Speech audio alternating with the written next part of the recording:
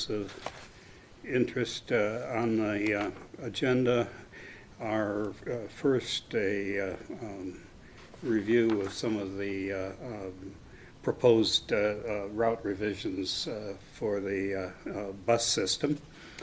And second, a report and discussion on the 3rd Street Corridor Assessment Report. Okay, thank you. Is that tomorrow? Is that over here? Joel, is that tomorrow? Isn't it? Is And that when does it meet? tomorrow? 4 o'clock Tomorrow. tomorrow. Okay, Here. great. Okay, thank you. Okay, the next item on any other, I guess no other transportation issues. The next item is an opportunity for public comment. And is anyone here wanting to speak about items that aren't currently on our agenda or pending before us? Or are you here for a, no? Okay. Well, it's an opportunity, just so you know, for members of the public to speak about items that aren't on our agenda, and it's a 15-minute time that we allow. Okay, the item 5 is the public hearing on the proposal for a preliminary subdivision plat for property currently addressed at 2375 Highway 95 North in the area of city impact. And Mike Ray will give an presentation on that. So before tonight, we've got a public hearing. This is for a preliminary subdivision plat at 2375 North Highway 95.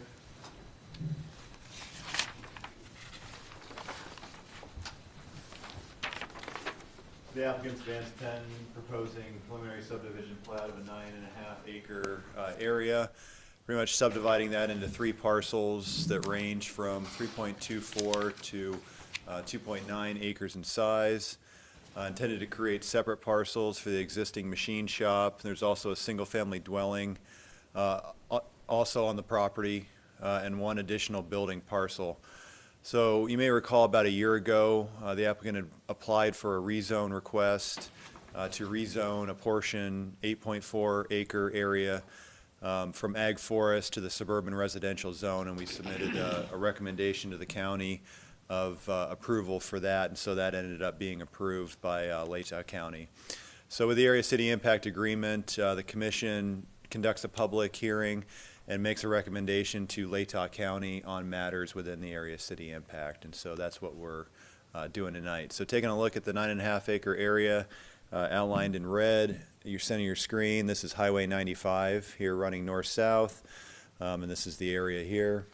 You can see a closer view of the subject property. So this is the machine shop and office. We've got an existing single-family dwelling on the property, as well as just some agricultural land that surrounds it. Looking at the area, it's surrounded primarily by agricultural land, as well as some single-family dwellings. We have a mobile home park directly across the street to the east. This is the comprehensive plan from 1999, and so since we're in the process of renegotiating with the county, we still have, we're still going off of the 1999 comp plan, which is currently designated in this area as agricultural. And that says that farming, ranching, forestry activity areas, land suited best thereto, located either within or adjacent to the city boundary or outside the city boundary, but within the area city impact. Lands with this designation shall remain primarily undeveloped except for single-family dwellings and accessory buildings.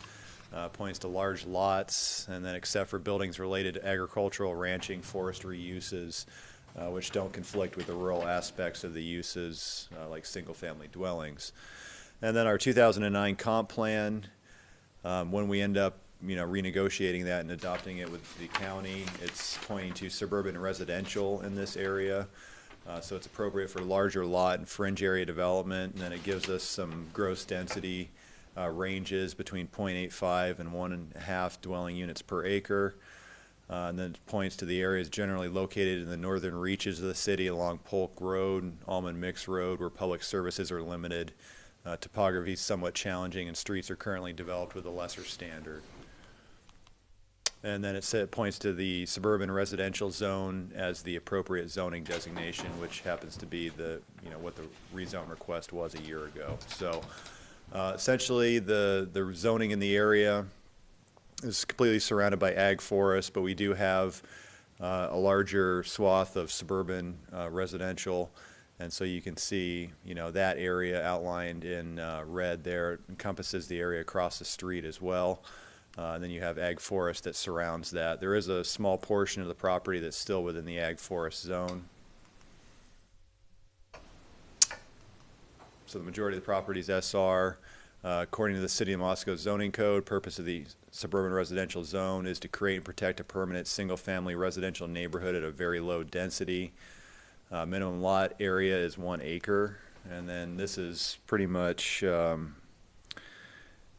really the only specificity to the suburban residential zone is the lot width and lot depth. We don't see that anywhere else in any other zone.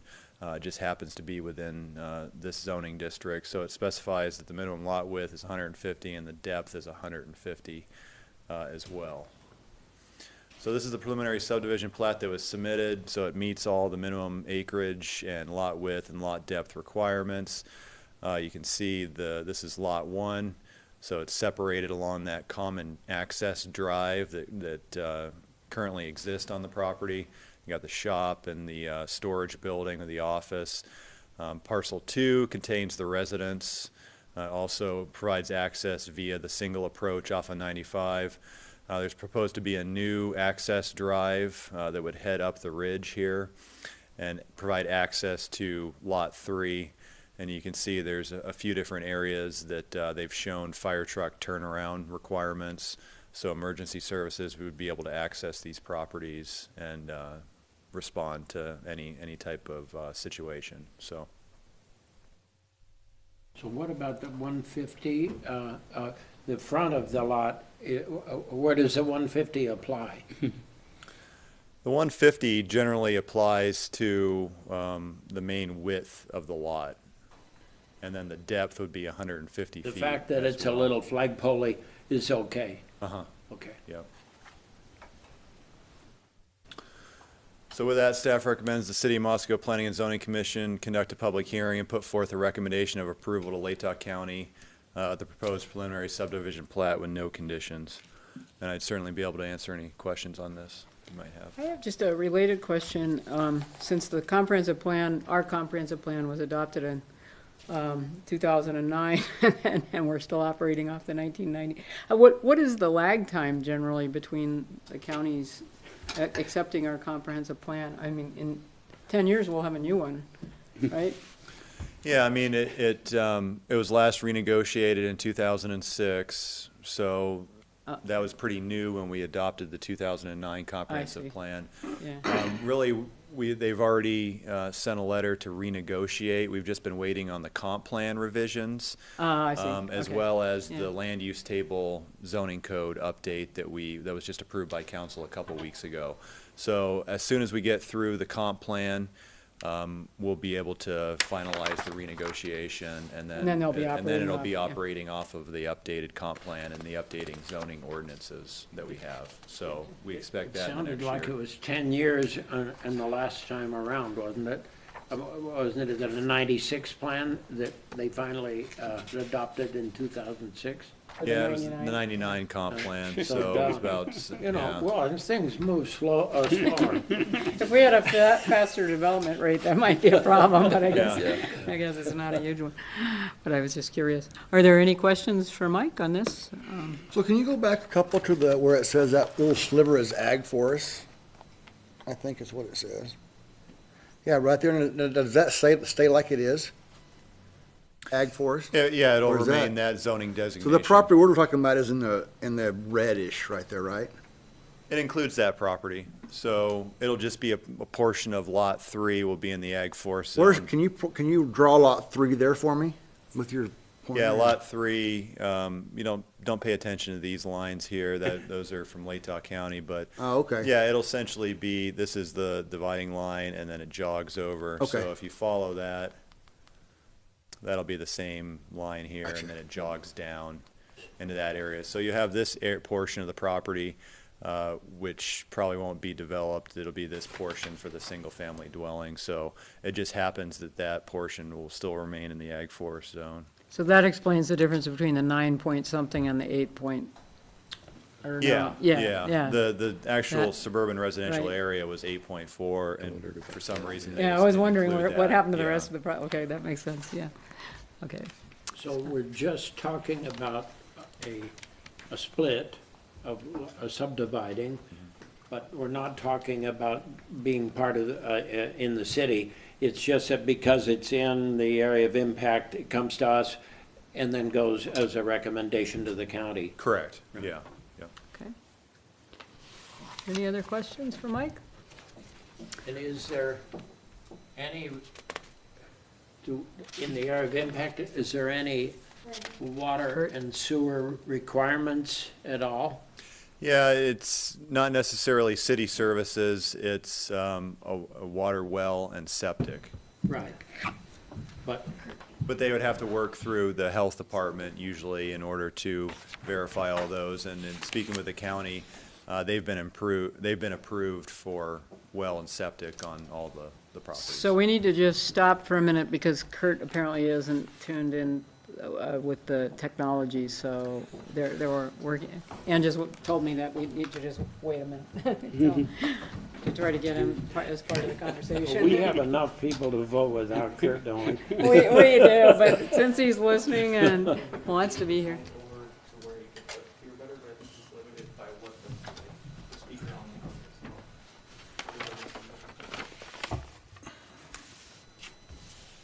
Yeah, usually we have it in the middle of the table, but with the public hearing, it's, When we had you on the phone before, was that over here on the table? And you heard fine. yeah, I did, yeah. Yeah, we can put it right here next to Rob, maybe. Yeah, or you can just stand there with it. Say, Kurt, can you hear now? Yeah, that's better. Can you hear me, Kurt? This is Wendy. Yep, I can hear you. Can you hear Mike talk? Hey, Kurt. Yep, I think we've achieved communication again. Okay, so we'll resume. We are just, do you have any questions for Mike before we open the public hearing itself about the current? I was watching on the live stream too, so it's pretty clear. No questions. Okay, so anybody else? No questions? And you, Mike, you were about to say something when I interrupted you. Maybe I not. think I think that concludes everything I have to say. Okay, so, thank you, and now we will open the public hearing and offer opportunities for people in the audience to come up, and first, we would like to hear from the applicant, or both of you the applicants?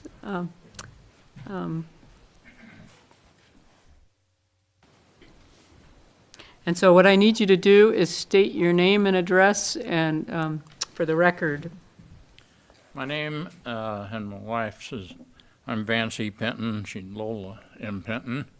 We live at 332 Dolly Drive, which is just east of Moscow Building Supply off of Jefferson. And it's pretty well covered what we wanted to do there.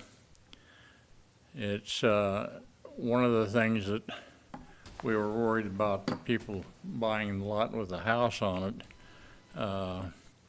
that access road, or which would be, can't think of the term right now. At any rate, it would allow them, the builder, to put a road up there to a house up on top. And that's really the only place where you can put it, because it's the only way you can get a road that's 10% or less incline. And one other thing that was done later, there's an access or easement from the from here, from the driveway over to that other lot on the bottom, so that they can put in a shop to go with the house on that lower lot, because there's really no way of getting from the bottom of that up to the other without having a zigzag road to go up or down. and, which makes it so that can be used for some purpose other than, a ski hill or something. Other than that, I've got no further comment. The shop had a well on it. The well was controlled by a pump house on the lot that the house has. They really didn't want to continue that beyond a couple of years or so, so we wound up drilling a well for the house, which we have almost hooked up, but we had to go down 360 feet. The well driller says it looks like good water, so hopefully everything turns out all right on that end. Right. But, soil tests were run on that lot, actually kind of on part of the hillside down on the, that one smaller lot there on 3. And another one was run over about halfway from the shop out to the highway on the other deal, because apparently it could be split off and another lot put there. And everything tested out all right on that, at least in those 2 locations. That doesn't necessarily mean where they're going to put the sewer, but at least there is land which meets the health departments. So you didn't, the existing well on the northern part wasn't large enough to handle all 3 properties, you thought? Well, the existing well handled the house and the shop for years. There was another well in the pump house where the controls are for that well. And we decided to pull a pump on it and check out the water quality and one thing another. And the thing we found was the same as what they had when the well was used for anything except irrigation outside, is there's a lot of iron in it. And the flow rate was less than what we had been led to believe originally. And I think what happened is that they put in a well that originally was putting out about 25 gallons a minute, about a quarter of which seemed to be rust. But it was down to probably about 3 or 4 gallons a minute when we pulled it. So we drilled another well out there, which is putting out around 10 gallons a minute with a 1-hour test. The well down below was around 15 gallons a minute, which was plenty to supply both lots. But they didn't really want to be sharing a well beyond 2 or 3 years. And we couldn't see where we could sell the house with a lot on it with a iffy situation like that, so we put in another So well. the presumption would be that probably the south lot would be required to drill a 3rd well. Yeah, the south lot's gonna have to drill another well. Okay. Any other questions? Have any other comments? And what about, there's a leach field for each, or are you sharing that? There's a leach field for the shop on the west end, and the drain field for the house is in an area kind of between that easement for the driveway and the main driveway. And we had that put in after we lived there for a few years, a new septic tank and a new drain field, and it's set up so it'd be very easily new drain lines put in. It's been a very adequate setup. So. Okay. Well, thank you, unless you have any other comments to add, or, No, I can't think of anything to add. okay, and No? Okay. Would anyone else like to come up and speak on this, about this? Okay. Well, as a result, I guess we will close the public hearing and now have internal discussion or a motion to approve the, I think we've already had it. Have we had our discussions, anybody else? yeah, probably so. I mean, I don't know, yeah. It doesn't seem like there's a lot of issues. Right. So, I'd entertain a motion to approve the plat, the preliminary sub, Joel? I would move that we recommend to the county commission the approval of the proposed plat. Yeah, thank you for putting that in there, because that needed to be there, because we're really just kind of making a recommendation. Is there a second? Thank you, Scott. Okay, all in favor? Aye. Opposed? Okay. Nope, What were you going to that was say? Kurt. Kurt said aye. Oh, Kurt, you're part of the vote there, Kurt? Yep. Okay, Yes. thank you. All right, and then we just need to have a motion directing staff to prepare relevant criteria. That goes also with this, right? I move that we request the staff to prepare the reason statement. Second. Okay, all in favor? Aye. Okay, Kurt, can you part of that too? Aye. Okay, thank you. Opposed? I don't think so. Okay, motion carries. Well, thank you. So we'll move on to item 6, which is a draft ordinance amending the plan unit development base density rural lot access requirements and the expiration of certain land use actions. Thank you. Yes, thank you. Yeah.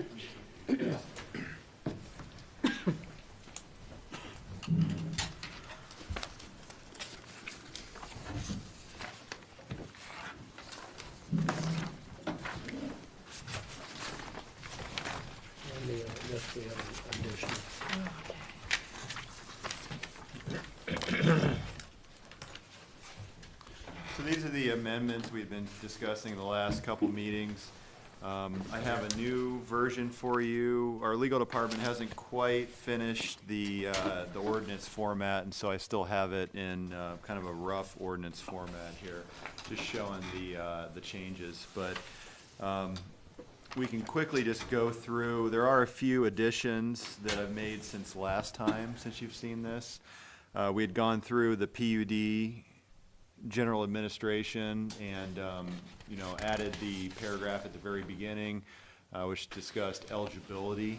There's nowhere in the PUD ordinance that talked about whether what zoning district was eligible for a plan unit development, and so we had inserted this at the very beginning for eligibility and added the statement about the purpose of the neighborhood business zone to provide commercial services which serve adjacent residential neighborhoods. Any PUD proposed within NB zone shall incorporate at least one commercial use along the primary street frontage. And so that was based upon the discussion previously in the neighborhood business about how special that zone is in providing commercial services to the neighborhood, and just wanting that any PUD that goes through the PUD process would need to include some type of commercial use. And so that's what we've done there at the very beginning. And the base density, just adding those two zones that we saw fit to add residential office and neighborhood business, and just carrying over the 24 dwelling units per acre base density. And then we had the amendment for the access to lots and buildings. This was just recognizing the some of those rural type zones that we have, and how our current access flag lot standards don't necessarily apply to, seem to they apply to those rural lots. And so what we had done was go through and add a couple subsections to say that lots in the ag forest, farm ranch, suburban residential zones where access is provided by a permanent access easement of no less than 20 feet in width at any point. And then flagpoles and access easements with ag forest, farm ranch, suburban residential may be greater than 150 feet in length, so long as sufficient fire department access is provided. And I think last time we talked about the fire marshal was the one that reviewed that access. So that has remained the same. This is really the area that we had added a couple changes. We went through the sections for conditional uses and variances. This was the current language, and I think we had a statement kind of at the end of the current language about if the use and/or occupancy for which a conditional use permit is approved ceases for a period of 12 consecutive months, unless otherwise provided in the conditional use permit approval process, then the CUP shall be immediately revoked and shall be automatically null and void. So I think the draft I had before didn't have any type of revocation language that would apply to, you know, the situation if a CUP, if the use is discontinued for a certain period of time. So that's really the change that I've added here. So we added a statement at the very end, pretty much just carrying over that same sentence, but I think that, I think 12, you know, I mean, not really married to 18, but I thought that we'd at least increase it from 12 months to 18 months to give a little bit more time. You know, we even talked about maybe, you know, just pushing it up to 2 years, you know, that a use would sit vacant. So usually a conditional use, you know, you're dealing with a larger maybe institutional use that you get approval for. I think the most recent example was the Clark House on Polk Street, which has been, I think it's still under a year, but they've, you know, it's sat vacant waiting for a new owner to take it over and run it. And so they'd be faced with that situation if it ended up expiring. They'd have to go back through the CUP process, which wouldn't be a big deal because it's set up for an assisted care facility. And so, you know, that wouldn't be a problem, but they'd still have to go through that process. So thought that while we were there, we'd just maybe increase that to 18 months or maybe even 24 months.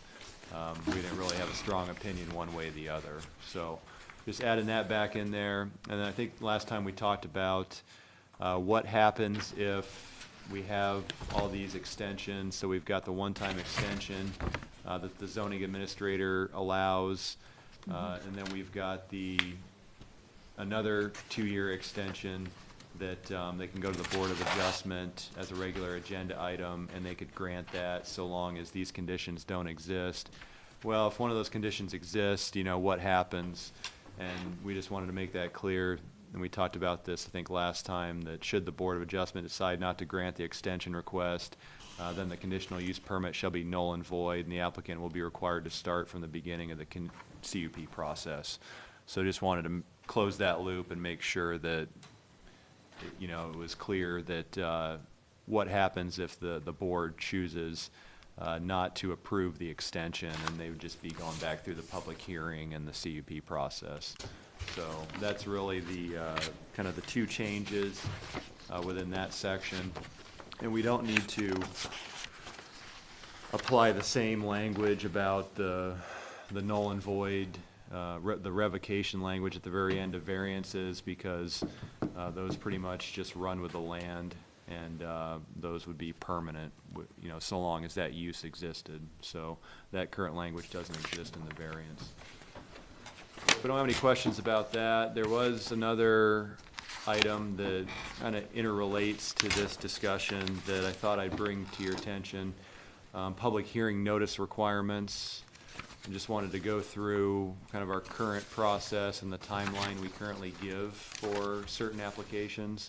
So in our code, we have sort of annexations, land use designations associated with comp plan, rezone requests, preliminary plats, and PUDs all have the same public hearing process. And first it starts out with a neighborhood meeting. So the applicant's required to notice all property owners within 600 feet of the property. They have to provide 14-day notice for that, and so it's on pretty much the applicant in order to choose a location to conduct the neighborhood meeting. They get labels from our department, and then they send out their own notification about the meeting, and there is that 14-day notice requirement. And so that's really, you know, when we instituted the neighborhood meeting, that's really an opportunity to give the applicant or developer a chance to meet with the neighbors and talk over the proposal and get some of the questions answered early on. And then it usually, you know, gets a lot of those questions out of the way for next steps in the process and gets, some clarification and the proposal out there. So, once they conduct the neighborhood meeting, then they gather those materials, and there's a sign-in sheet that they're required to have. You have to take minutes of the neighborhood meeting and put those as part of that, and then attach those to the application that's submitted to our department. And then we schedule the public hearing before P&Z. Same notification here. We notice everybody within 600 feet, but we do have 30-day notice within Planning and Zoning Commission, and then it's posted on site 7 days in advance of the meeting.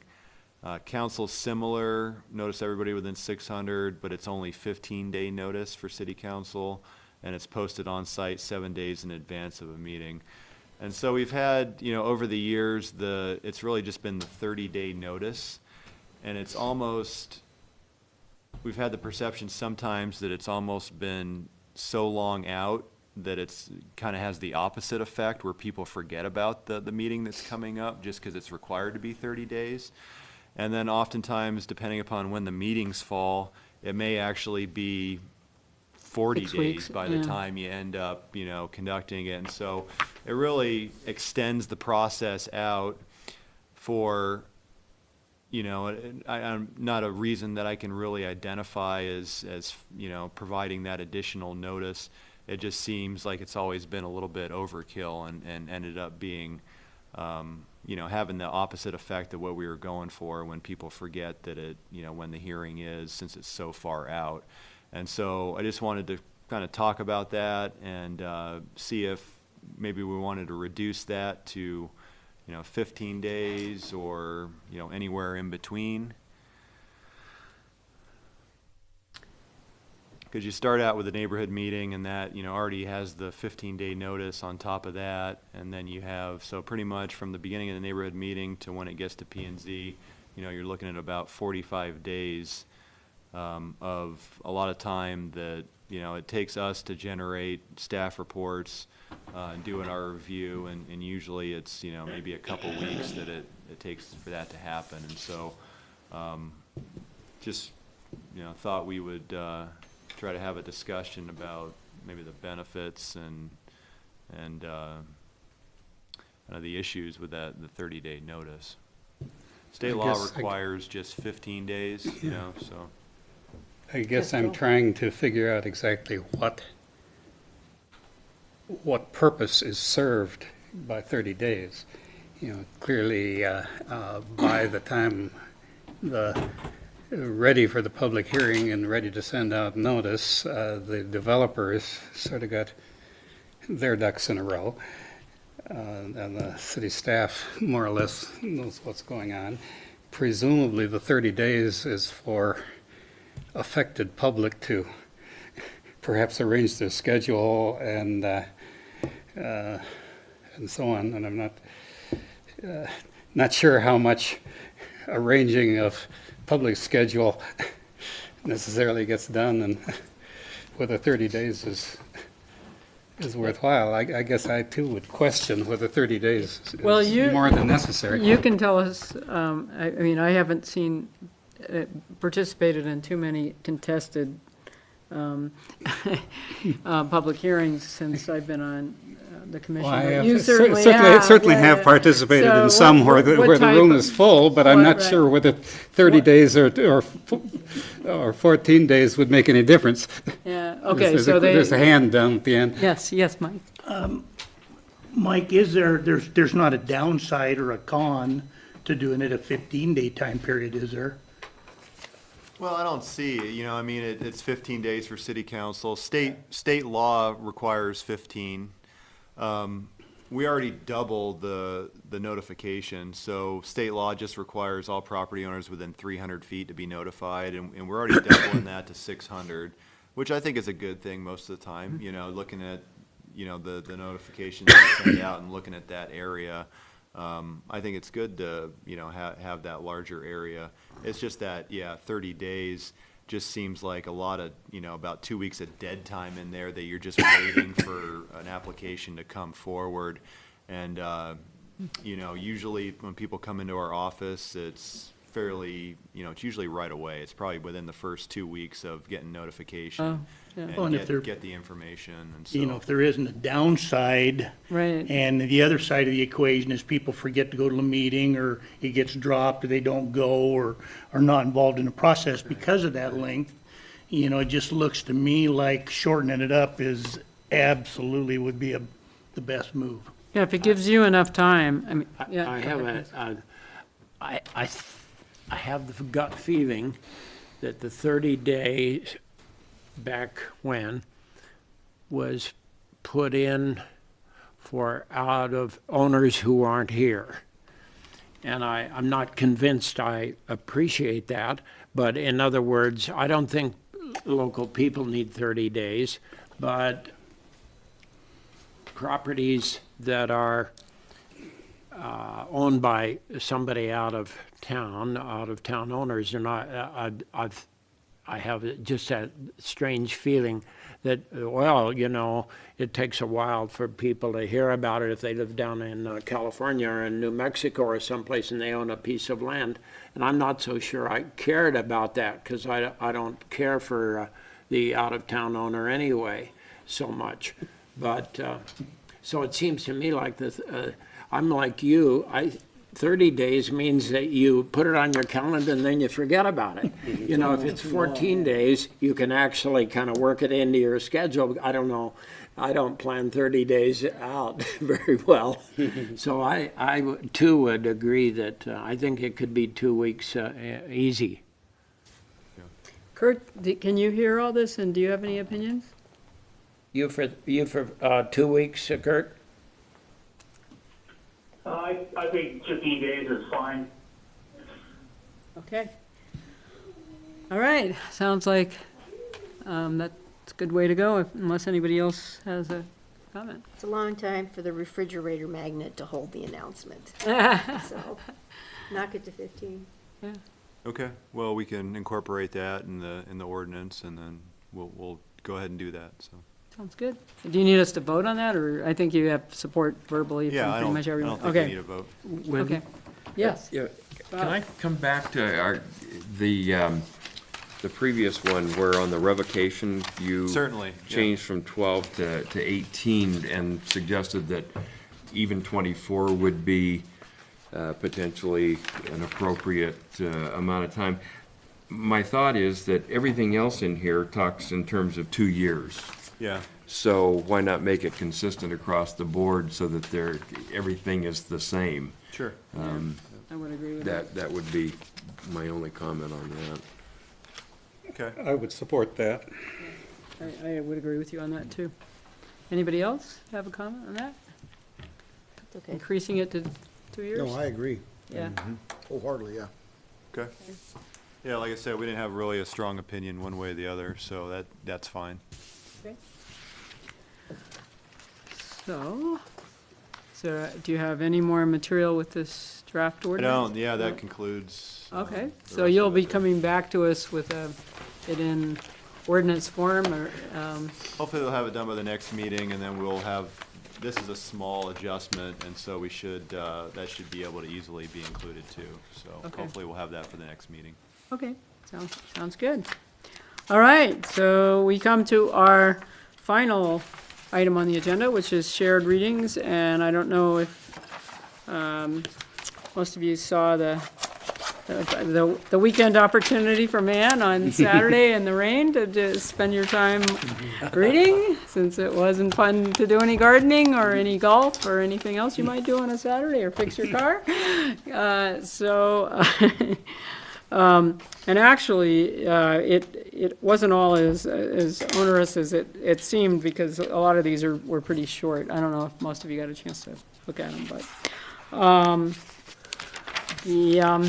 I thought it was, just to open up, interesting to read the Transportation Commission parking report is about 11 years old now, and things have changed, obviously, in the downtown area, but also some of the thinking as represented in the articles, in some cases was supportive of what our commission came up with, and in other cases maybe suggested other avenues. And so I just wondered what most of you thought about some of those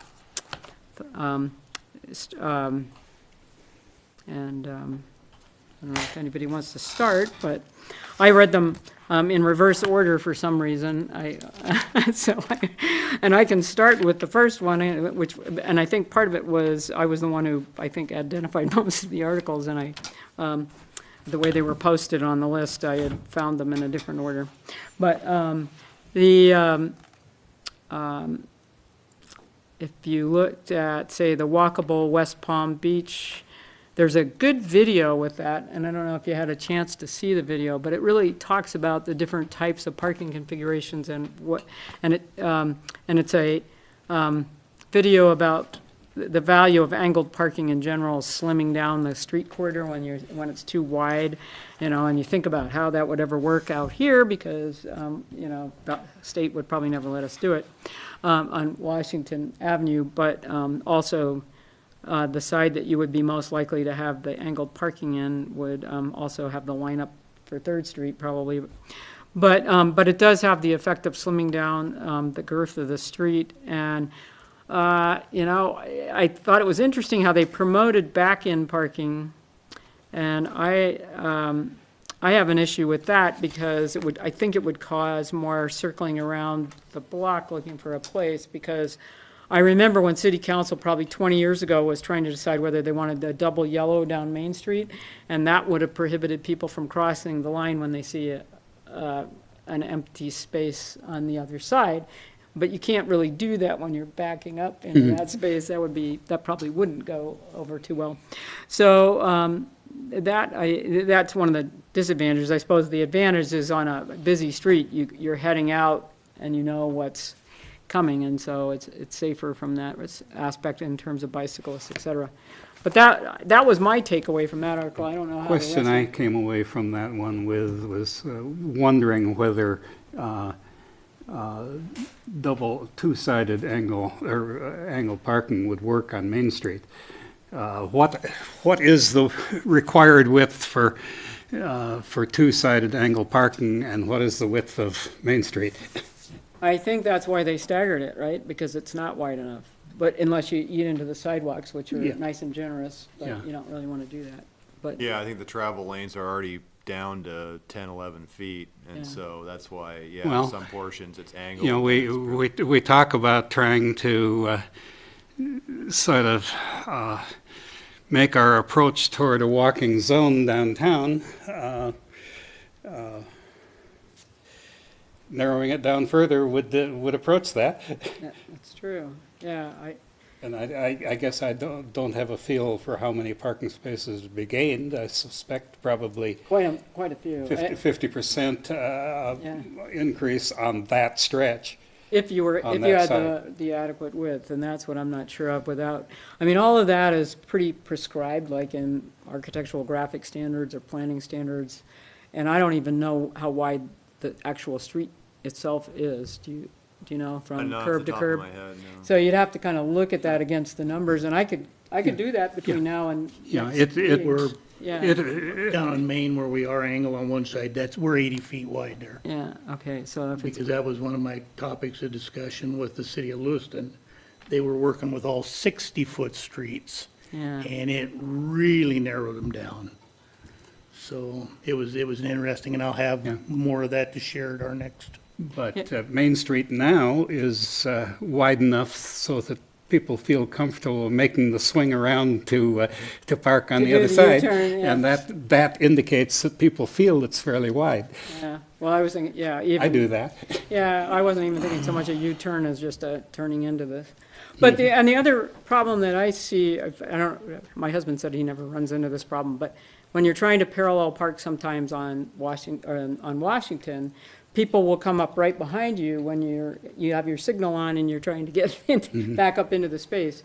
So if you were having to do that to back into a back-in angled space, you would encounter that same problem, I would think, where. I'm dubious about The back-ends. I yeah. think the main back-ends that I've encountered, which are justifiable, is So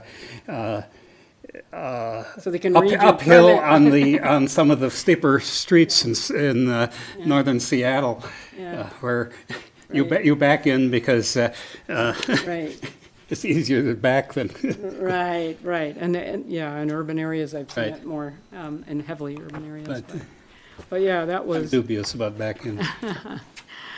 Wendy? yes, Rob. If, it's always nice to have more parking, but if we narrowed up Main Street, wouldn't that potentially force bicycles onto the sidewalks? Because that really then narrows up that piece of it, and bicycles on sidewalks especially, going Right. past shops and front doors, can be kind of a hazardous thing. So I would hate to see us narrow it up so much Right. that we would have the bicycle in. Well, I assumed they didn't do it because there wasn't enough room, Yeah. but I'd have to look Yeah, at the I do- numbers, I think yeah, it- yeah. I do too, and I Yeah. feel that in general, the parking we have on Main Street right now slows traffic down enough that it feels pretty good. tight, yeah. I mean, for people who, like me, who jaywalk, I pay a lot of attention to how fast people are coming, and I think, you know, I'm one of those guys who remember what Main Street was like when it was a highway. And it's just, it's so beautiful slower right now. now, in my estimation. It really does work. It's actually just a long parking lot. And I don't see people coming by fast enough. If I'm either walking across the street or riding my bike, I've never felt in danger. The minute you get on Jackson or Washington, now you're in serious trouble. But Right. Main Street's a very pleasant place. It And I'm seems. one of those who generally, if I'm through traffic, I avoid Main Street, Which is. which is probably part of the good. purpose. Yeah, right, exactly. It's not, yeah, it's not really a Yeah. that much of a trouble. Well, in the context of the other articles, it seems, on almost all of the other articles, it seemed like they were arguing not so much for increasing the amount of parking inventory, but managing it better in multiple ways of doing that. And each article kind of gave a different twist on how to manage things better, whether it's, you know, for one, taking something like Main Street, which is kind of maybe premier parking, and having a shorter time limit on it, and then as you get farther out, the time limit increases, if it was free, or if it's for, pay for parking, that also goes back into maintaining the block. I mean, and I think we're getting near that. I think we're getting at least near, maybe not, I don't know in terms of charging, but it seems like we need to manage the parking system better, because it's,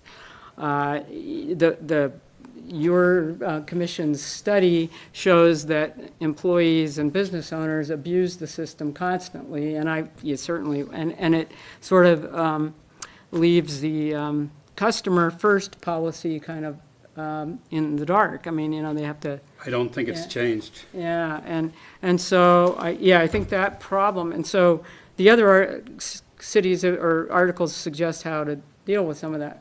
And it's not by increasing the supply of parking, it's by managing it differently. And I don't know what you thought about some of the ideas that were suggested, or I what, wondered if when we did the parking study, did we have the bus system that we have now? One wonders if there'd be a way, I mean, I'm thinking about, Park City is a place that I go to several times a year, and I'm very familiar with it.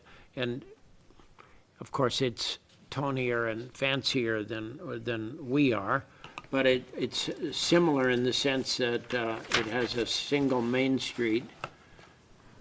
And I thought I would at least comment on, though they don't talk about it so much, that Park City has two things that are really helpful. They do have parking structures already. Quite a few. So they have a couple of pretty serious parking structures, and they have a really good bus system that is useful and free. So it really does. but the land costs in But Park as City are so much They began higher. to talk about trying to make parking different on busy times and not busy times, and you do wonder how that could happen. If you had meters, could you have a meter that is different on a clock? Is it different on a weekend than it It is charges on, variable rates during the depending on week? depending on the location, depending on the time of day. That would make depending another on- and that's argument based on for demand. meters Yeah. in my mind. Yeah. And they don't, and it's not the old-fashioned coin feed type, it's No. the, you know, the, I think now that we have credit card meters, it's quite a different thing. The whole idea of having coins to put in a thing is just terrifying. But, well, and, you know, campus, took all the street parking and turned it into metered parking about 15 years ago, maybe, on the cities, they're basically city streets. They always seem full to me, so it hasn't stopped anybody. Yeah. But I was intrigued also by the Park City paper and the variable demand issue, and I was trying to figure out the extent to which Moscow has well, variable demand. summer versus Yeah, school year is a big one. You can Yeah. see there. I was downtown at 10:30 this morning, and Multiple places. parking places all over. Yeah, there are, June Yeah. especially, you know. yeah, it's school year versus other. Yeah, absolutely. Park City has, Ski year versus other. well, Park And City, Sundance. the worst thing that Park City has is a film festival. And it lasts for like 13 days. And the local people, since my kids live there, I hear this all the time. When the film festival's on, you just hibernate because there is no anything. You can't get into a restaurant. You can't find a parking place. I mean, you know, Kinda like Jazz 20,000 Fest people here, maybe. converge on the city right in the middle of ski season, and it's clearly a nightmare. So that's what they're talking about. Right, Yeah, I think the yeah. film festival, Yeah. and we only have, I guess we have football weekends. Well, we have seasonal, for one thing. We have summer, like Summer Joel and just winter, said, where, and then- where and it's then- pretty easy to find a parking space downtown now, whereas, you know, a month ago, it wasn't. Right. And it'll be hard again in August. And so, but also it's peak times during the cycle of the day too, where, Mainly noon, I yeah. think, isn't it? I mean, I know San Luis Obispo pretty well, and they, the rates go down after 6 o'clock, and then after 8 o'clock, they're free. I mean, it's, you know, and that's all controlled by one meter that just does all that, so. I think it's, They have There's some meters mo- in San Luis. they do, yeah, pretty much everywhere. Yeah. I just think meters would be smart for us. We're so rich. Well, it generates revenue to put back into maintenance, especially when there's a program to direct the revenues generated back to the improvement of the blocks that generate the money. You know, if there's a track on that, it's one option. The other is to just manage the time differently in the parking zones, depending on whether people are in the core or outside of the core. And put, you know, and that's an enforcement issue, but What is our experience recently in terms of the city parking permit sales? Are, There's full and there's a waiting list. oh, Waiting list. Yeah, pretty large waiting list to get on that. is the occupancy of the spaces pretty much full? Is it, do we oversell permits? Well, there's not designated spaces for the green permit except for City Hall. So in the Jackson Street lot, I think it's just that you can park overnight there and not have an issue if you have a green permit. But yeah, there's a long waiting list for those. I know that when they last discussed it at City Council, right after the Transportation Commission report in 2008, 2009, that was one of the items that they ended up doing was, I think, increasing the number of green permits and I think increasing the price, but they're still relatively inexpensive. So, So what's gonna happen when we add 300 people to the, to the parking system just with one building, you know, on North Main? With no required parking? There is required parking. there is required parking. There is required. Oh, on parking. that? Yes, there Oh, is. somehow I missed the argument on that. Well, we don't know where it's gonna come from, but it's Oh, required parking. okay, all right. No, it's the first 100, it's, as I recall, and Mike can correct me, the first 150 enrolled are, I think they're allowed to use street parking, but but to get the second 150, they have to provide off-site parking. It can include the lot they already have because it's underused. But then they will have to, within a quarter of a mile. Well, it was half a mile and they changed it Reduced to a it to a quarter. quarter. Within a quarter mile, they have to provide additional parking. So it's only 150 of that that gets off-street parking. So everybody says 300 and it's not 300. Okay. But even 150, Even when you have 150. a system right now, and I don't really want to pick on one entity, it's Right. just that right now, during the school year, there is not 15% available parking, which is what the ideal goal is that these articles talk about, that you want, at any one time, you want 15% of your total inventory available and turning over. And there's multiple contributors to that. Apparently, from reading the report, U of I students will park for 3 hours and go to campus and then come back. Employees, I know for sure, because I've been in so many city meetings or community meetings where employees get up and go move their cars. I mean, you know, I've done that in my life too. And it's, so there's multiple problems contributing to the press on the inventory. And that's why I think the management system ideas seem to, because you could build parking till we didn't have a downtown left. You know, I mean, we could just keep building lots, but we, at some point, have to manage the inventory. What's Yeah. What's kind of interesting about this is the one article said, don't have any requirement for off-street parking whatsoever, and that's part of their management plan, is that you can approve something like the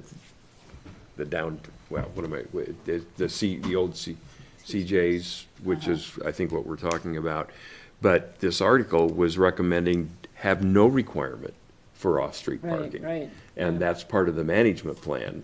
So a combination of fees or charging, no requirements for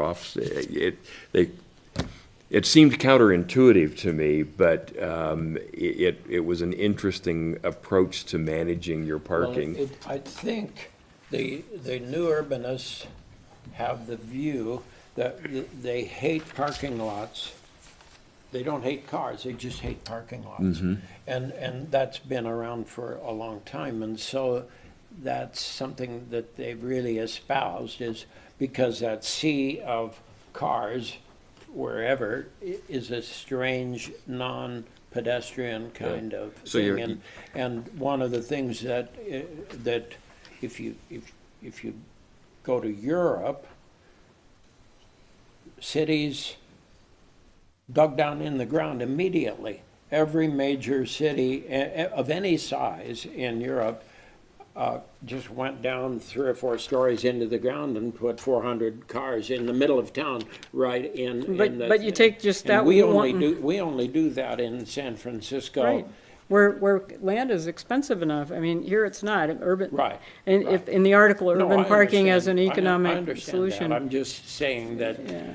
that the mental condition in Europe is different than it is here. But Here, isn't- it's developer, if you own a restaurant or you're gonna develop something, put it on them, we're not gonna take care of it. In Europe, the government has immediately thought, oh my God, we've gotta do something, and so they tended to do that. Whether they probably don't do that in towns of Moscow's size. I'm gonna say that if a town isn't a couple 100,000, you probably don't see it. Isn't part of the rationale, though, if you make it so difficult to bring cars into this core area, it isn't that people will quit coming, you just won't have the cars. They'll find another way. They'll ride their bikes, they'll walk, It would be an incentive for the transportation system to be a little bit more effective. So you're really forcing people to quit driving into that core area by doing that. I would say that is the rationale, but I'm not sure I believe it Well, for Moscow, Idaho. I agree. I absolutely agree. In fact, even charging for parking, I just can't imagine that we have the will as a community to do that. It was pretty much a community-wide agreement to get rid of the parking Exactly, meters right, when yeah. we got rid Oh, of them. what, did there used to be parking meters? How long ago were there parking meters? Not since I've lived here. 20 years ago? Yeah. Yeah, we had parking meters In all up and 87? down Main Street. And since I've lived here. the businesses were happy to be rid of them because they thought it was a significant incentive to leave downtown and go out to the mall. And the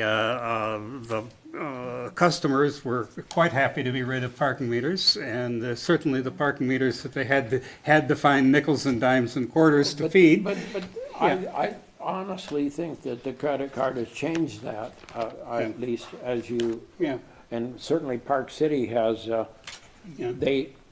what they don't have parking meters, they have a little box. Right. Most cities do Like now. Seattle. Most cities use a little box and you go, Get just your get a little little receipt, piece of yeah, paper your tab, yeah. and stick your credit card in and gets a little thing and you stick it in your window.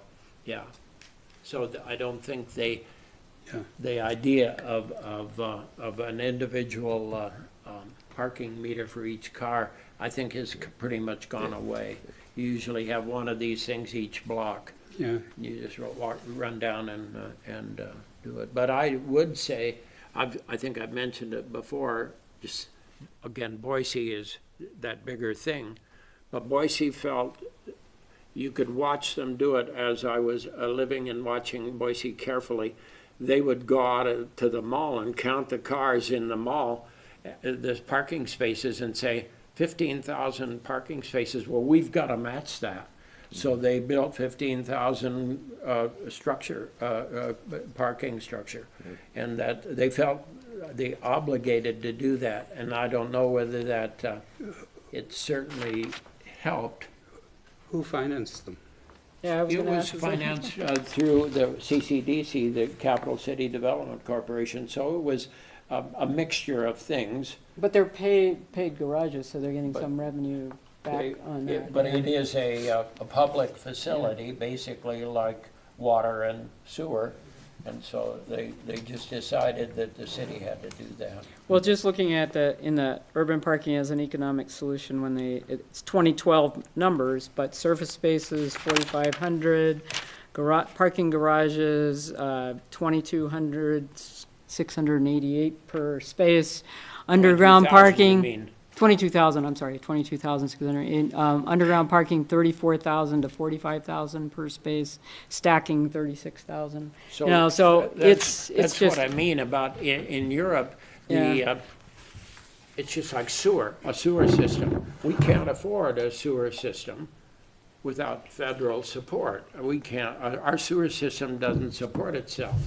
But you have to have a block grant or something. And so at some point, you decide whether, and we have never decided that. Like in America, we didn't take the European view. So they went down into the ground and built those very expensive ones. the elevators coming out. But their mental condition was, it's just like air and water. You've got to have it. And we have decided, since we have such a big country, you know, they don't have thousands of acres of empty land in Europe, and so they had a different view. And I don't doubt that we'll change that I'll die before it's changed here.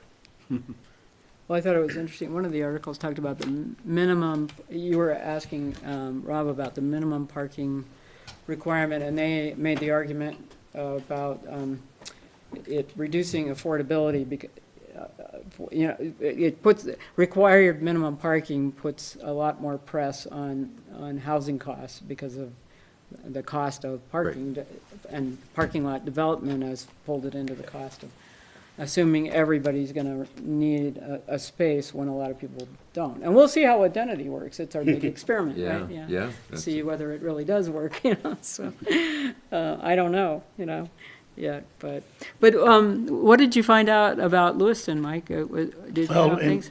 Right now, everything's just verbal, visiting with the engineer down there. The back end versus the pull in, the back end, there was some benefits, and the benefit was able to see well pulling out. Pulling out. That was the one benefit. And see bicyclists, which is a But, big one. well, and other cars coming, Yeah. they didn't mention bicyclists because they don't route bicycle traffic down through that main D Right, street right. hardly at all. But the public sentiment was the pull-in's the only way to go. The public did not like the back end when it was all sorted out and done. They liked the pull-in. They're working with a narrower road base. They're 60 feet wide where we were 80. So within that narrow road base, they have angle on one side and parallel on the other? Correct. Wow. And they yeah. switched that from side to side. They tried pulling and back in on either side as they were doing it. And what they have come up with is if they will, it'll be alternating, it'll be pull in. And once it is set in, they got to be real careful because their lanes are getting so narrow. It's really become a trouble But spot. Main Street is a one-way street in downtown Lewiston. Correct. So that's part of it, right? Is there only a single lane of traffic, or are there two lanes? 2 lanes of traffic. 2 lanes, okay. That's true. Yeah. But like But it's in tight, just like Moscow. I mean, the it's engineer that I slowed down talked to automatically. said that they actually came up and measured our streets and measured our parking spots before they started this study. And how we were blessed with an 80-foot road base through there. Well, that was 95 north-south. Yeah. So it was a lot wider, where they're working with 60 feet. Well, then you put a 20-foot vehicle parked in there at an angle, Yeah, it gets that's a pretty rough narrow thing. pretty quick. Yeah. Yeah. And so they said they were having a lot of problems. People that were trying to take bicycles were back on the sidewalk, and that was causing quite a little controversy. But he said right now it looks like it'll be pull in and it will be alternating. Is probably the way they'll go. With parallel on the other side. Yep. So, to comment on that, it's only been like a year since the city has put the walk your bike signs on the walks. They want the bikes to try and be in the travel lanes. We do not want to be pushing bicycles back onto the walkways. That's counter Right, what right. we're already trying to do. And I know from just watching city meetings that they have increased a few spots here and there in Jackson and some of the lots, there's not a lot they can gain that many more spaces, but they've looked at it and they'll do that. I think part of keeping them cheap was to get employees to use them, but as you say, then they're too cheap, and other people start using them too. The other thing that I'm hearing is, everybody wants to push it out of town, and we already have so much infill, especially the west part of town, in my area, where we have so many apartments and everything. There's not enough street parking now. If you try to take downtown parking and shove it just a couple blocks further to the west and such, yeah, and the neighbors that are already up in arms about identity going in, because there's not enough. There's not enough parking as it is. So we can't just fill up the neighborhoods. Right, no, yeah. So other comments? I'm not driving, I'm a pedestrian, so I hesitate to say some of these things, because I don't have the perspective. But I'm thinking, well, what if downtown was like a loading zone where it's posted? You only get 15 minutes or 30 minutes to park on Main Street, period, that's it. And you don't get to park there for hours and hours and hours. If that would help that, so that you just get, somebody wants their Wall Street Journal out of Book People, somebody wants to pick up a coffee, that they get in and get out. So how about if you wanted to go have breakfast at the Breakfast You're Club? gonna park in the back, or you're gonna park somewhere else? You can't do that part of the year because the back are full. Mike, That's has- why I'm has throwing the it out. city- I'm not a driver, so I'm not sure. Has the city ever looked at the feasibility of a parking structure in Jackson Street?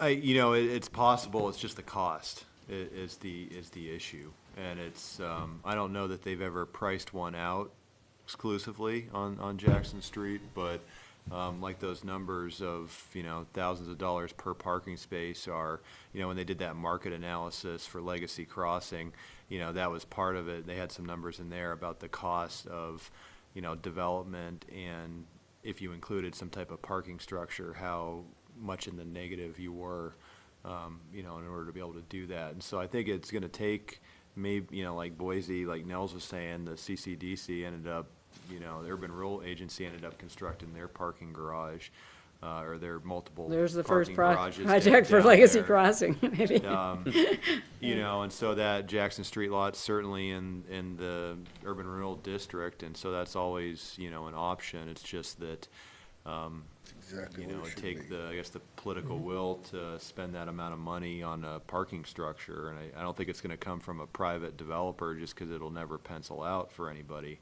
What's the revenue generated on the parking permits? I mean, is it substantial? Is there a I could increase get that you, I don't could know be the seen? exact figure that they charge per year, but it's not very much. It's like I think it's, $80 yeah, a like year or 70 something. $80. It's not I think it's not too 80, bad. whereas a U of I student, and going up through staff and faculty, I mean, the price of parking on I think campus they is increased it. I way think it higher. might be around $150 to Yeah, $180 is what it is, but it's still relatively inexpensive. Yeah, no, it seemed like a deal. And, so. Well, have we exhausted this emotional topic? We can't have, because We- it's. It's a an issue really comes up hard all one. the time. Yeah, I mean, yeah. I was, If one were trying to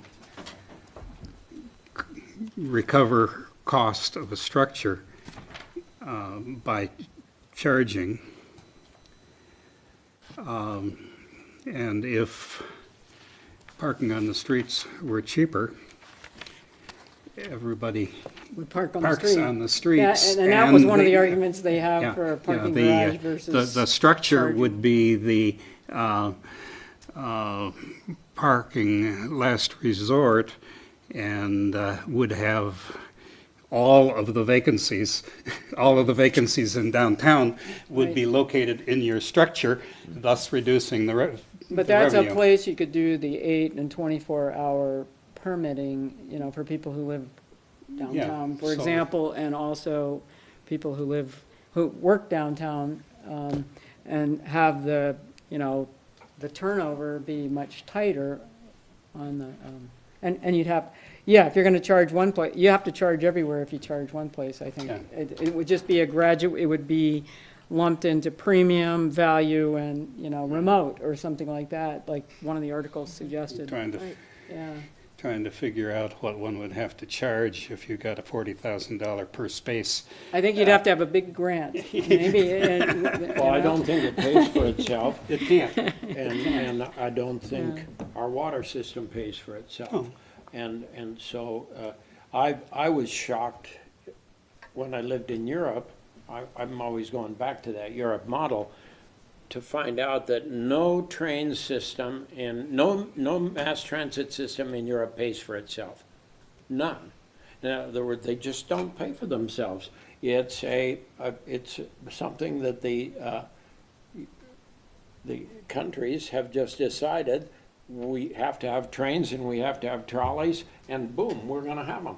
And do they charge enough to pay for themselves? No. I suspect that Metro in New York doesn't pay for itself. Probably not. If it was always as full at 5 o'clock as it is at 5 o'clock, but that isn't the case. So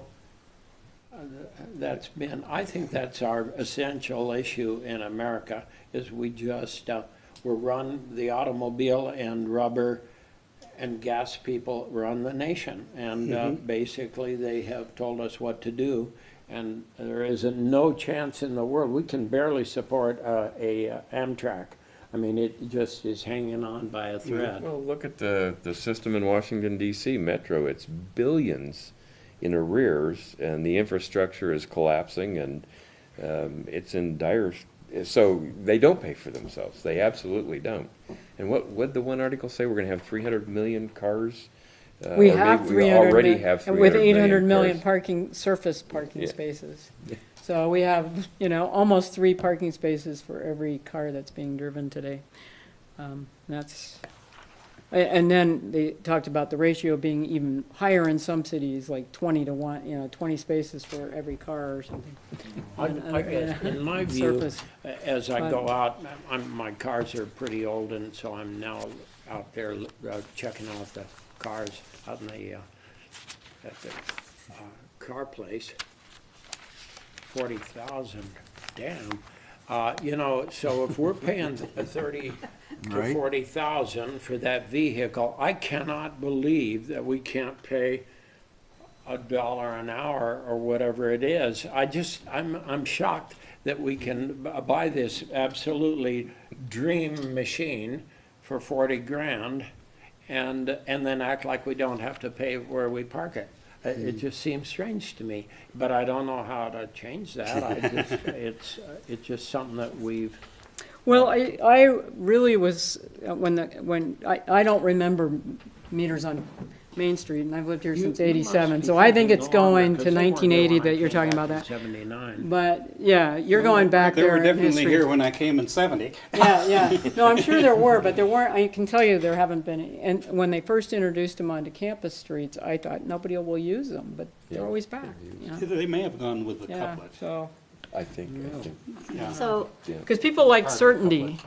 They like to know they're gonna be able to Oh, yeah. find a place to park. That's probably one of the most Probably is true, important. 'cause So that was I'm happening at 80, so Yeah. that probably was I'm not it. gonna talk. Okay, so, yes. So I'm thinking in terms of when they're talking about promoting more use of the bus services and stuff, aside from the cost of getting that going, because we're always trying to do that, you have to entice people to want to ride the bus. And when you talk about having a Dream Machine card, those people who have that don't want to be on the bus. They want to be in their Dream Machine car there.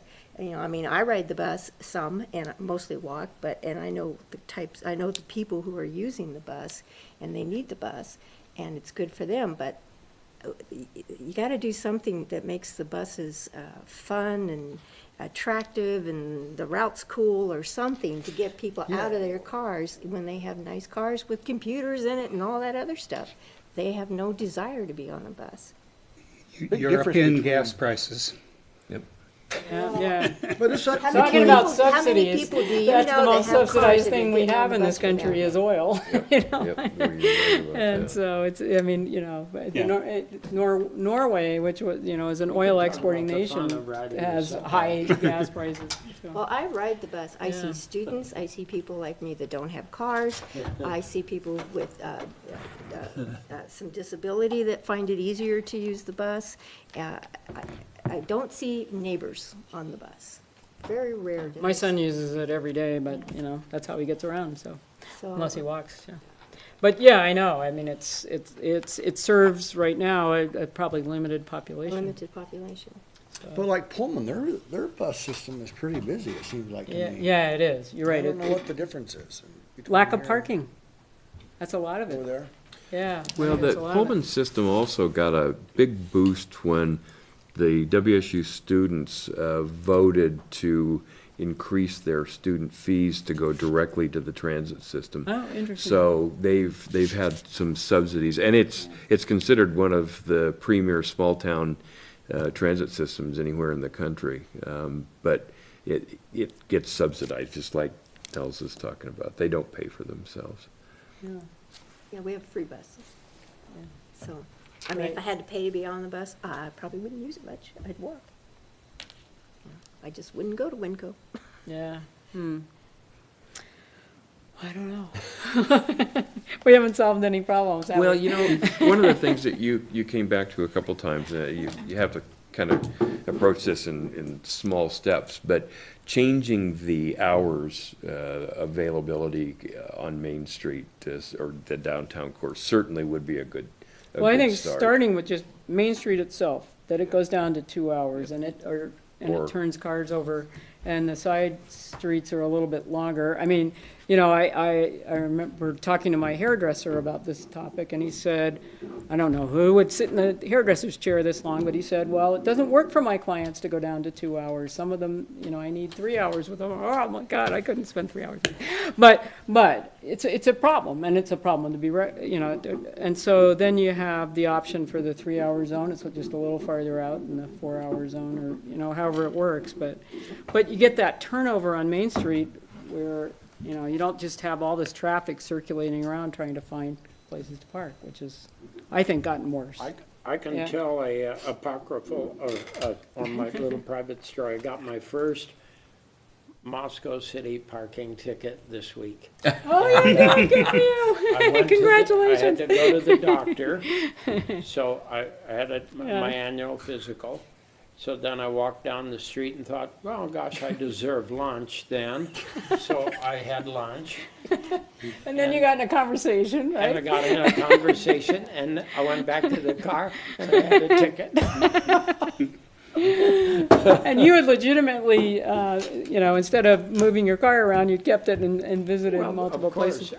I never even thought about 3 hours. So it is amazing how that went. But I don't think I've ever had a ticket before in all these years. Here, on campus, I've had dozens of tickets. Because at campus, they're very. Yeah, they've got an They're organized vigorous. staff that goes around. Yeah, I've supported the Enforcement. campus system really Yeah. well, even though I have my own parking Yeah. pass on campus. Well, some places go to a voucher system, which, you know, might work for a surface lot. But then you have to have an attendant and, you know. So I have a Surprise. question, Yeah, because I don't drive. Is there any value in thinking for Main Street, in thinking in terms of types of cars, like just compact cars or smaller cars? And I'm really thinking of a neighbor that I'm sometimes with a little Prius and winds up next to some big truck and you can't see anything when you're trying to get in and out. But also the compact cars and stuff take less space, and so I don't know if it would. well, they do have, you know, If it not would on Main help. Street, but they do have compact spaces in a In lot of parking parking. lots, yeah, but I'm wondering about Main Street. I mean, I'm just throwing it out there. Yeah, no, I mean, you can take 7 smart cars literally and go in one parallel parking space, head in, side by side. I've seen photographs of it, but it's not gonna happen here because a lot of people drive trucks. I don't know, I mean, you know, certainly, yeah, it's, Mike, does most of the traffic on Main go north or south, or is it? Guess I don't know the answer to that question. I'm not sure. I mean, there was the block, the backup, when they ended up changing the no left turn on the 3rd, that was an issue, is because it was backing up all the way back to Friendship Square, because you had one person turning left, and then it was, maybe you'd sit through 4 or 5 lights and still not get off of Main Street, and so they ended up implementing that no left turn on the 3rd, during certain hours. So after, 6 or 7, I think it turns off, and so you I can need a turn remote left control for on there. that, so I can operate that thing sometimes. And then how many, Yeah, I mean, I think you think of Main Street, it's more of just a linear parking lot, I mean, I don't think you're using it to get anywhere other than the then would it be businesses. more effective, since we are fairly wide, to go one way and go both sides, angled parking? Would That'd we be, gain- yeah, I mean, That's a thought. that'd be an would we option. gain much? Yeah. I mean, I think that, internally, I think we talked about that a little bit as maybe having it go one way and then angled maybe on both sides. But, yeah, I mean, it really functions as just a parking lot. It's not, you're not trying to get anywhere really. You're Right. trying to find a spot to get to the businesses that are downtown. And so I think that, when city council looks at it, I think that's a good maybe option to explore. Yeah, it would be interesting to know what the Bicycles- capacity increase would be by being able to put angled on both sides. But that's always been the argument, is that if you do it Sorry, one Wendy. way, then how do bicyclists get to, the opposite direction? Because right now they have the sharrows going either way. Right. And they don't want them to ride on sidewalks, and so, that would be the thing that we Yeah, need to that's an issue. figure out is, They can use the that alleys. situation. I don't know, the alleys are pretty dangerous.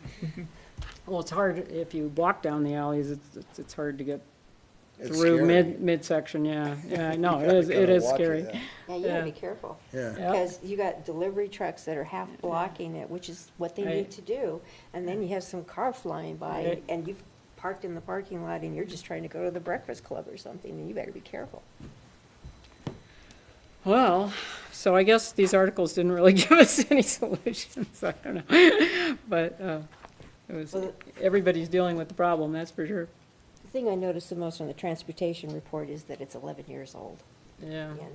and we need new I'm- information. I'm thinking a bit about enforcement issues, which is one of the costs.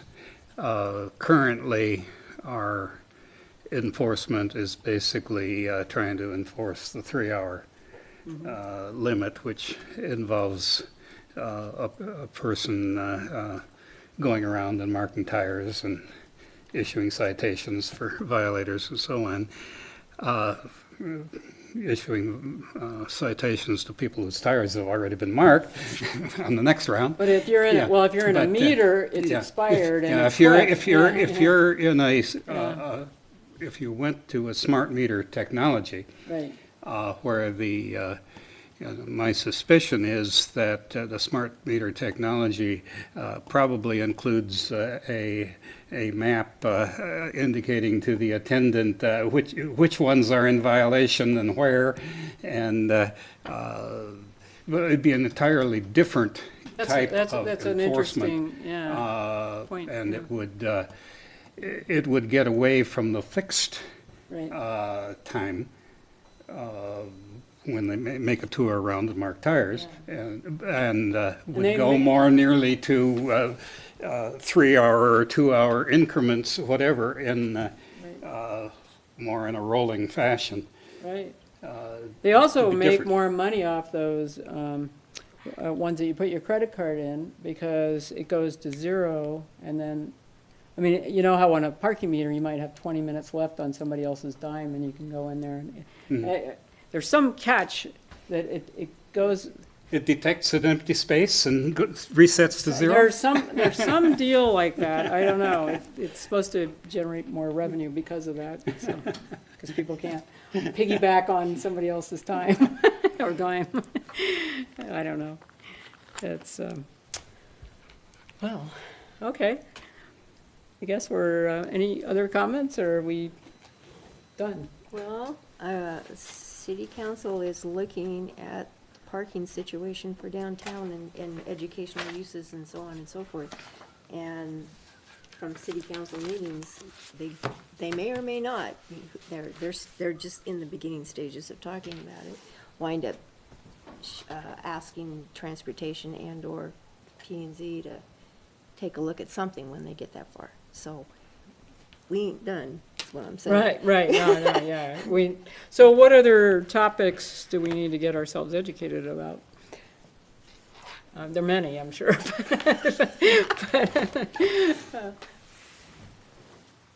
We're open to suggestions if anybody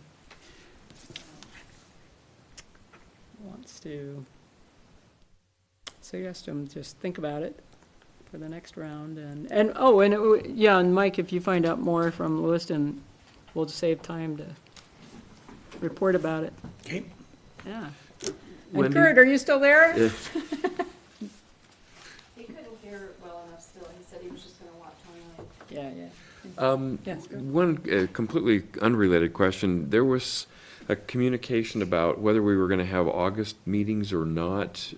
Did we ever have a, Or July, what's resolution the or- summer schedule, you mean? yeah, Yeah.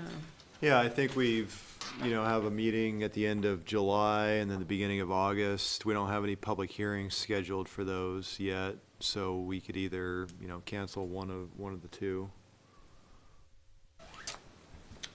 How does that line up with people's Usually we schedules? end up, in the summertime canceling a couple meetings just because of vacation schedules and. Yeah, I don't have a particular need. I just was curious if there had been any decisions made. Well, when Mike needs a vacation, which he probably does because he works so hard. Then we cancel the That meeting. helps to drive the schedule because we don't want to try to run the meeting without him. So do you have any, or Ann, either one of you, do you have vacations coming I up? think Ann's gonna be gone the second meeting in July, but, I should be here for, I think, both of them. But we can certainly, either one of the two. I'd have to look at my Indicates calendar. overwhelmingly that a lot of people were gonna be gone. so. Yeah.